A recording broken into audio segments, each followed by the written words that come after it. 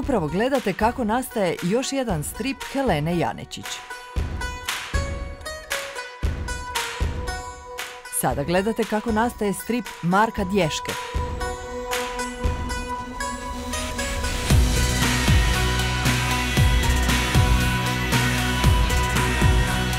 Ovo je Helena.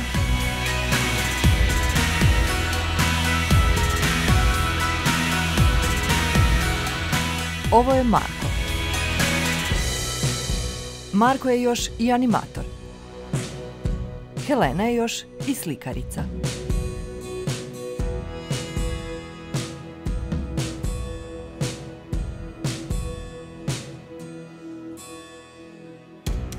Marko lista svoje prve uratke. Još nije krenuo ni u osnovnu školu, a nije ni znao da je ono što crta zapravo strip.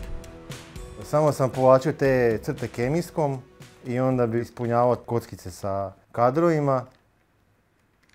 Mislim da sam zapravo na taj način najviše vježbao ovoga, samu režiju i brzinu crteža i svega.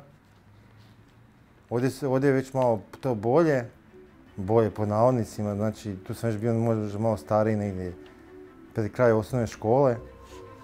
Kad je to kadriranje i bojanje postalo malo detaljnije. Alan Ford, Dylan Dog, Zagor, Tarzan, Helena uopće ne zna kako su se ti stripovi našli oko nje. Čitala ih je i počela ih je crtati. Moji prvi stripovi su bili dječja fantazija, gdje ja sebe zamišljam kao super junaka. Tako da mislim da je to vjerojatno svačija fantazija kogod čita stripove. Zašto je meni strip bio zapravo zabavan je to što mogu onda kao zamisliti sebe kao super junaka i kao šta bi ja radila onda da imam super moći.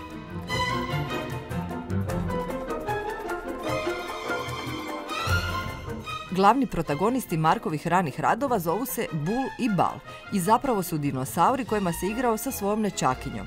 Puno godina kasnije Bull i Bal su se našli u Heavy Metalu, najznačajnijem magazinu za strip na svijetu. Zapravo se u toj epizodi vidimo i ja i ona, ko klinci dok se igramo s tim dinosaurima i istovremeno na drugoj strani svemira se zapravo događaju te sve situacije s ta dva brata dinosaura koji su zapravo na neki način povezani s nama. Upoznajte sada i Horny Dyke, Heleninu super junakinju.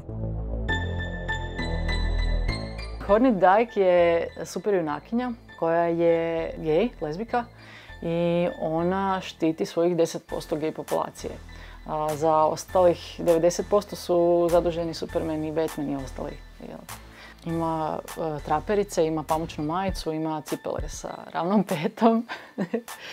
I njen superjunački zadatak je da pomaže ženama u nevolji, odnosno ne bih rekla u kućanskim poslovima, ali to mi je bilo najzanimljivije da nekako stavim Horny Dyke u neki kao kućanski setting gdje ona pomaže susjedi da opere prozore ili da pomakne frižider ili tako nešto. To što malo liči na mene, to je bilo čisto iz praktičnih razloga, jer mi je bilo najlakše mene nacrtati, a ujedno sam htjela da ispuniti tu svoju fantaziju da sam super junak.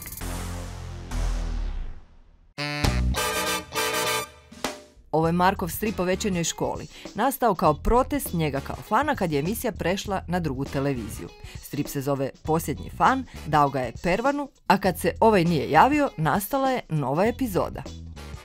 To su mi ljudi zapravo najčešće rekli kad su taj strip čitali, rekli su mi da ti nisi normalan, imaš neki psihičkih problema. Jer sam ja ovdje luđak kojega doslovno proganja u trgovini. Ja sam njim tu doslovno uvučem u guzicu. I on ima nestanice, riga. Strip mora imati humora, ali prvi s kim ćeš se našaliti moraš biti ti sam, smatra Marko. Helenin strip isto neke stvari mora imati. Neke elemente iz svakodnevice, to volim. Obične stvari, kao komične crtice iz svakodnevnog života. A onda nešto strašno u sebi i malo i seksa i erotike. U životu je isto tako, mislim. Inspiraciju će naći svuda, u filmu, u pjesmi, na putu do trgovine. Za mene je čarolija stripa to što se mogu nacrtati skupa sa Wonder Woman i Catwoman. Mislim što se mogu nacrtati recimo kao u nekim situacijama u kojima bi volila biti, a ne mogu, neke fiktivne situacije kao kad stavim Horny Dike skupa sa Wonder Woman. Znači jednostavno neke fantazije se mogu obistiniti u stripu. A koja bi bila čarolija animacije? Zapravo na neki način se ti likovi ožive. To je ono što je mene prvotno i najviše privuklo animaciji, jer sam ja shvatio da moji likovi koje sam crtao cijeli život odjednom su u jednom trenutku živi. Svaki put kad se pokrene, kad se stisne taj play, oni ožive. Ovo je Kolinje, Markov prvi film koji se bavi čovjekovom potrebom za mesom.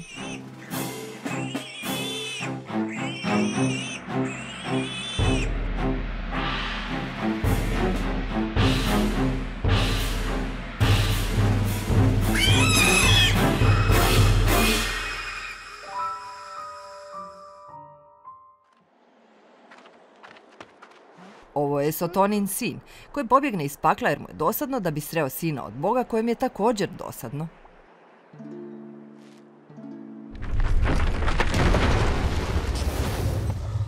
Ovo je grad duhova.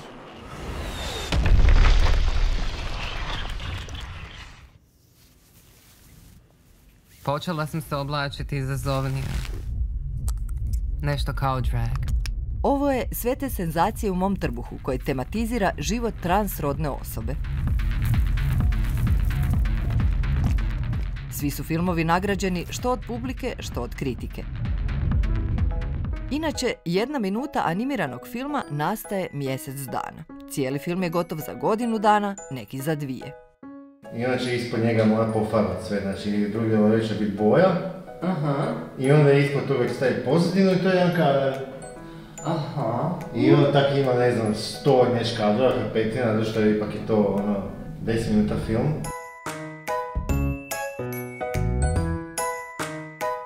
Ovo je Helenin serijal Slika s naše, koji zamišlja život gej osoba nekad, u maloj sredini. Najzabavniji dio slikanja je slikanje, ali do toga ima još dugačak proces. Pošto su slike malo većeg formata, onda trebam imati prostor za slikanje. Onda drugo, treba nabaviti platna, onda trebam dobro isplanirati kako ću komponirati sliku na platnu. Volim imati modele za slike i postaviti cijelu kao scenu i onda to fotografirati i onda po tome radim. Snimim mini fotostrip maltene i onda krećem slikati. To zna biti nekad i po pola godine kasnije. Ekipa okupljena oko Ohoho fanzina upravo odlučuje koji će stripovi uskoro biti ukoričeni i izdani. Lea i Matija su također strip crtači. Lea autorica stripova o Zagorki, Slavi Raška i filmska animatorica, Matija je i redatelj animiranih filmova. Stripovi su dostupni možda više nego ikada, ali više su smješteni isto u knjižnice i u knjižare, nema ih na kioscima.